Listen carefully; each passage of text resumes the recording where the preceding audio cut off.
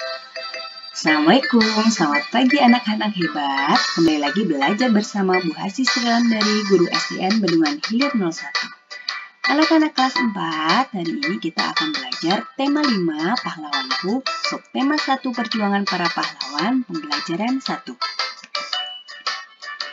Nah anak-anak, tema 5 pahlawanku ini, anak-anak akan belajar mengenal pahlawan-pahlawan yang ada di Indonesia supaya lebih memahami perjuangan yang dilakukan oleh pahlawan dan nilai-nilai positif yang bisa dicontoh. Kerjasama dengan orang tua, ajaklah orang tuamu untuk membaca teks tentang pahlawan. Setelah itu, diskusikan sikap-sikap baik pahlawan yang bisa kamu contoh. Kemudian, belajar dari lingkungan. Anak-anak bisa mengamati orang-orang di sekitar kamu yang mempunyai semangat juang untuk menolong orang lain. Muatan materi untuk pembelajaran 1 tema 5 subtema 1 yang pertama adalah bahasa Indonesia. KD 3.7 anak-anak akan menggali pengetahuan baru yang didapat dari teks non-fiksi. Kemudian IPS KD 3.4 anak-anak akan mengidentifikasi kerajaan Hindu, Buddha, dan Islam serta pengaruhnya pada kehidupan masyarakat masa kini di lingkungan daerah setempat. IPA KD 3.7 anak-anak akan memahami sifat-sifat cahaya dan keterkaitannya dengan indera penglihatan. Nah, untuk subtema 1 perjuangan para pahlawan pembelajaran 1, hari ini anak-anak akan belajar tentang pahlawan. Tahukah kamu apa yang dimaksud dengan pahlawan? Pahlawan adalah orang yang menonjol karena keberanian dan pengorbanannya dalam membela kebenaran atau pejuang yang gagah berani. Nah, anak-anak, mari kita amati gambar berikut ini. Ayo kita berdiskusi. Apa yang mereka lakukan? Gambar yang pertama, mereka sedang menjenguk teman. Walaupun mereka berbeda suku dan warna kulit, tetapi mereka tetap menjenguk temannya tanpa membeda-bedakan. Yang kedua adalah kerjasama atau bersama teman memelihara dan mengamati alam dan lingkungan sekitar. Dan gambar yang ketiga adalah membantu teman membereskan tasnya. Bagaimana pendapatmu mengenai hal itu? Perlakuan mereka sangat baik dan patut ditiru sebagai anak bangsa yang harus belajar berbuat kebaikan sejak dini sehingga menjadi terbiasa jika sudah dewasa nanti. Hal baik apa yang bisa kamu contoh? Yang bisa kita contoh, menjenguk teman yang sakit agar cepat sembuh dan tak sedih atau kesepian, memelihara dan mengamati lingkungan agar menambah keasrian dan pengetahuan kita, membantu teman yang kesusahan agar senang kembali. Nah, anak-anak, menolong orang lain dengan ikhlas, berani, dan gigih merupakan sikap yang dimiliki oleh para pahlawan. Untuk menghargai mereka, kamu bisa meneladani sikap kepahlawanannya dalam kehidupan sehari-hari. Anak-anak, sekarang kita akan membaca ya. Bagaimana perjuangan para tokoh di masa kerajaan Hindu, Buddha, dan Islam? Bagaimana sikap kepahlawan yang mereka miliki? Nah, sekarang sikap kepahlawanan juga tercermin dari perbuatan beberapa raja di masa kerajaan Hindu, Buddha, dan Islam. Mari kita pelajari lebih lanjut. Nah, anak-anak, ini ada sebuah gambar. Kira-kira raja siapa ya? Raja ini adalah Raja Purnawarman, Panji segala raja. Raja Purnawarman mulai memerintah kerajaan Tarumanegara pada tahun 395 Masehi. Pada masa pemerintahannya, ia selalu berjuang untuk rakyatnya. Ia membangun saluran air dan memberantas perompak. Raja Purnawarman sangat memperhatikan kesejahteraan rakyatnya. Ia memperbaiki aliran sungai Gangga di daerah Cirebon. 2 tahun kemudian, ia juga memperbaiki dan memperindah alur sungai Cupu sehingga air bisa mengalir ke seluruh kerajaan. Para petani senang karena ladang mereka mendapat air dari aliran sungai sehingga menjadi subur. Ladang para petani tidak kekeringan pada musim kemarau. Raja Purnawarman juga berani memimpin angkatan laut kerajaan Tarumanegara untuk memerangi bajak laut yang merajalela di perairan barat dan utara kerajaan. Setelah Raja Purnawarman berhasil membasmi semua perompak, keadaan menjadi aman. Rakyat di kerajaan Tarumanegara kemudian hidup aman dan sejahtera. Sebagai wujud kecintaan rakyat kerajaan Tarumanegara kepada Raja Purnawarman, telapak kakinya diabadikan dalam bentuk prasasti yang dikenal sebagai Prasasti Ciaruteun.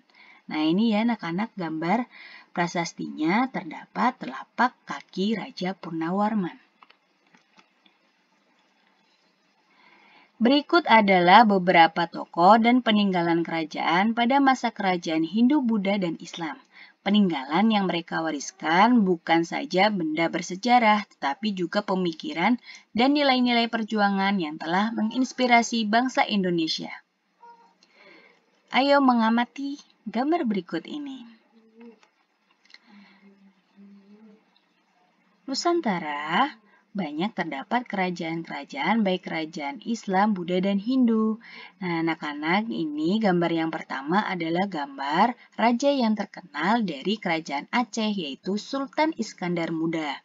Kemudian, ada raja yang terkenal dari kerajaan Goa Talo Makassar, yaitu Sultan Hasanuddin, yang dikenal dengan julukan ayam jantan dari timur. Kemudian, di Kerajaan Sriwijaya, Palembang, Sumatera Selatan, rajanya yang terkenal adalah Raja Balaputradewa.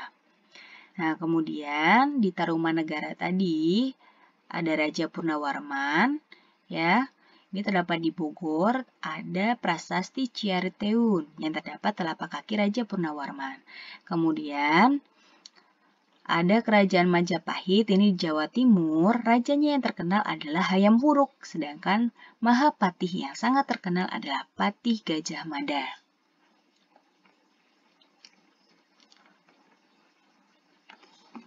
Anak-anak, di sini kita lihat ya, Dayu sangat kagum dengan perjuangan Raja Purnawarman. Banyak yang telah dilakukan untuk rakyatnya sambil duduk di tepi kolam yang jernih airnya, Dayu masih memikirkan jasa-jasa Raja Purnawarman, terutama pembangunan saluran air. Ia berpikir pasti saluran tersebut sangat bermanfaat bagi masyarakat saat itu. Dayu terus berpikir sambil memandangi wajahnya yang terpantul di kolam. Tahukah kamu mengapa Dayu bisa melihat dirinya di air kolam? Air kolam bisa memantulkan cahaya. Kamu akan belajar tentang sifat-sifat cahaya melalui percobaan berikut ini. Nah, anak-anak, kita akan belajar ya apa saja sifat-sifat cahaya. Yang pertama, cahaya merambat lurus. Anak-anak bisa lihat di sini ya. Percobaan menggunakan 3 karton tebal dan lilin. Ya, ada karton yang cukup tebal dan juga ada lilin yang dinyalakan. Lalu lubangi bagian tengah karton tersebut. Letakkan karton-karton dengan posisi 3 lubang tersebut sejajar dengan cahaya lilin tepat di belakang lubang. Perhatikan apa yang terjadi. Lalu coba menggeser posisi setiap karton sehingga setiap lubang menjadi tidak sejajar. Perhatikan perbedaannya. Nah, anak-anak, kalau diletakkan secara sejajar, maka cahaya ini akan merambat lurus sehingga kita bisa melihat lilin. Apabila karton ini digeser, maka cahaya dari lilin tidak akan bisa sampai ke mata kita. Dari percobaan tadi dapat dibuktikan bahwa sifat cahaya dapat merambat lurus. Nah, yang kedua, sifat cahaya adalah menembus benda bening. Untuk bisa membuktikan ini, anak-anak bisa melakukan percobaan menggunakan cahaya matahari atau cahaya senter, gelas atau benda-benda transparan atau bening, benda-benda berwarna gelap, dan benda-benda bening tetapi berwarna. Letakkan peralatan seperti pada gambar, arahkan cahaya ke tembok berwarna putih, perhatikan apa yang terjadi. Nah, dari percobaan ini ada senter, kemudian ada tembok atau dinding atau mungkin kertas putih dan juga ada gelas transparan atau bening. Ketika cahaya senter disorotkan, maka cahaya ini akan menembus gelas dan cahaya ini bisa terlihat di tembok atau dinding. Ketika gelas ini berwarna gelap, maka cahaya ini tidak akan menembusnya, sehingga dapat dibuktikan ya bahwa sifat cahaya dapat menembus benda bening. Sifat cahaya yang ketiga yaitu cahaya dapat dipantulkan. Untuk membuktikannya, anak-anak bisa melakukan percobaan menggunakan dua cermin datar dan senter. Coba pantulkan cahaya senter menggunakan cermin dan coba berbagai posisi cermin yang berbeda dan gunakan lebih banyak cermin. Amatilah apa yang terjadi pada cahaya pantul. Ya, cahaya ini senter jika dipantulkan ke cermin datar yang pertama, maka cahaya itu akan memantul ke cermin yang kedua. Kemudian sifat cahaya yang keempat adalah cahaya dapat dibiaskan. Percobaan ini bisa anak-anak lakukan dengan menggunakan pensil yang setengah bagian panjangnya berada di dalam gelas berisi air. Amati pensil dari sisi samping luar gelas. Bagaimana penampakan dan besar pensil dibanding aslinya? Ini mudah sekali anak-anak bisa anak-anak lakukan di rumah ya. Terlihat di sini ada pensil, gelas, bening, dan juga air. Terlihat adanya pembiasan cahaya sehingga pensil yang berada di dalam air itu terlihat lebih besar. Jadi anak-anak dapat disimpulkan, ini adalah contoh laporan kegiatan percobaan sifat-sifat cahaya. Untuk kesimpulannya, berdasarkan hasil pengamatan dapat disimpulkan bahwa sifat-sifat cahaya diantaranya yaitu 1. Dapat merambat lurus, 2. Dapat dipantulkan, 3. Dapat menembus benda bening dan dapat dibiaskan. Terima kasih anak-anak, semoga materi hari ini bermanfaat ya. Terus semangat belajar dan jaga kesehatan. Assalamualaikum warahmatullahi wabarakatuh.